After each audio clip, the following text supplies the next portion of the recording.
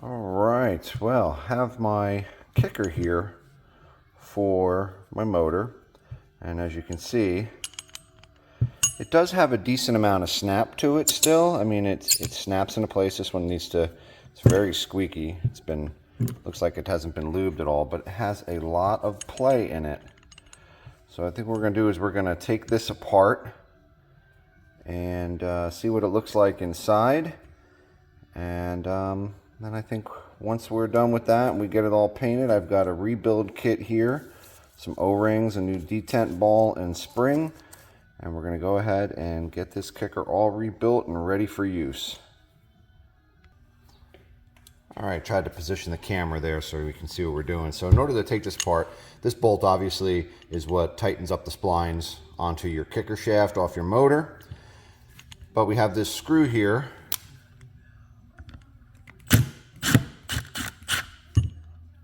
Take that out, and that is what locks this into place.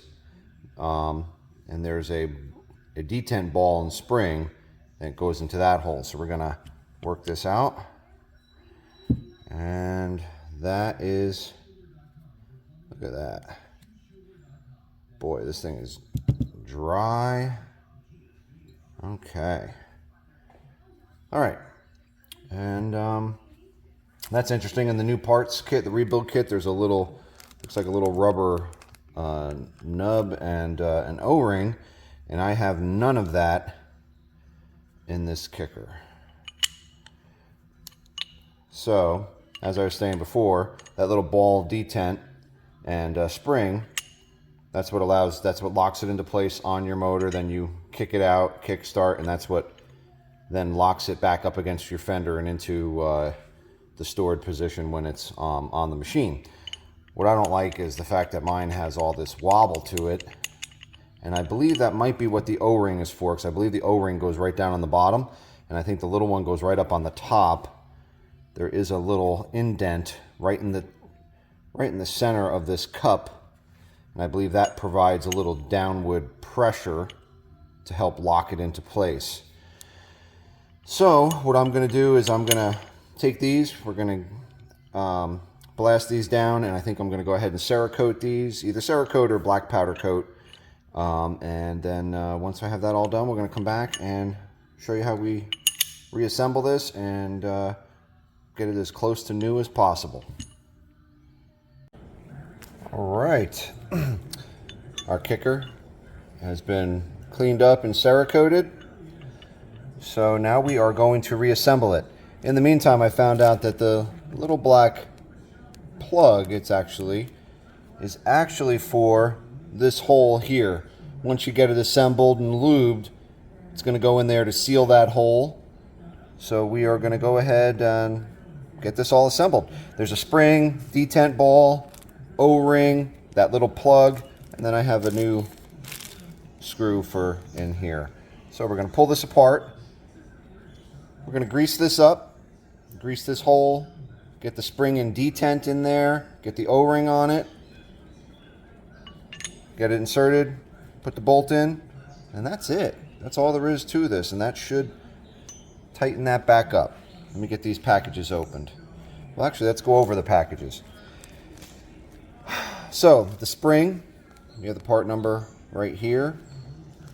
The detent ball, part number right there. The plug, part number. And the O-ring. I bought this kit off of, I believe it was eBay. It was a complete kit, came with all 4 pieces. I don't think there was a particular part number to the kit. I don't think there's like an altogether kit part number, but had everything in it. So I'm going to get the packages open so we can go ahead and get this assembled. Okay, so first step I'm going to do is get some lube on the end of this piece.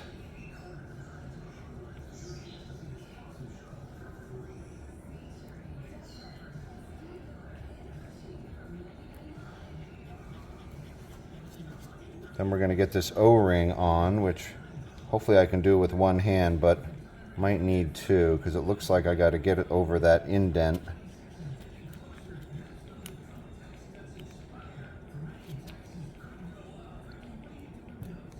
And what I'm assuming is that this O-ring basically just seals the base of this, as well as helps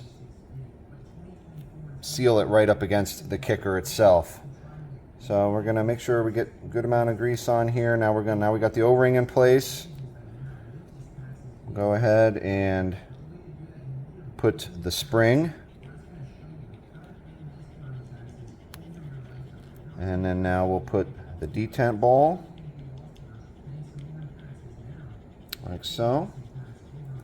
Let me just wipe my hands off here. I'm going to take the end of this and put some more grease in there. I know I'll have some of this grease squeezing out and then I'll just wipe it down, but I'd rather have it good and packed in there than not have enough at all.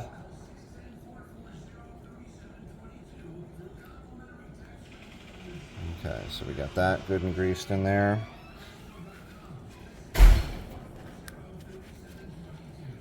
So now we'll push these two together. And obviously, when you get down to the ball, you're going to probably have to just push that ball down a little bit. And it's going to be a little tight with that spring. There we go. And then that ball should lock right into that hole. And now we can put this screw in. Let me go grab a screwdriver. Okay, got our screwdriver. I'm actually going to put a little anti-seize on the threads of this. Just put a little anti-seize on there. I'm going to slip this in here.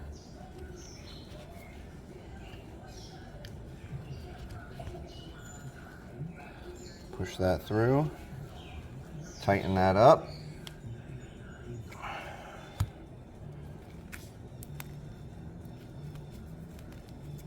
Okay, it snaps right back into place. And no wobble. So I'm assuming that O-ring, as well as sealing the bottom here, excuse me. So I'm assuming that O-ring, as well as sealing that bottom, also keeps a little tension on that bolt and helps eliminate that wobble. So now, nice and tight.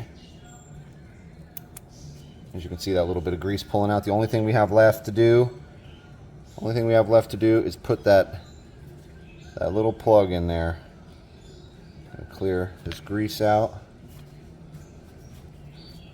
Turn this a few times.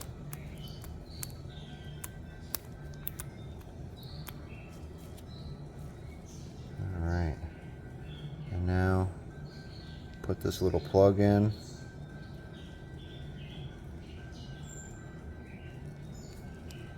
That goes flush right into there. And then that essentially seals it, or as sealed as it can be for the type of unit it is.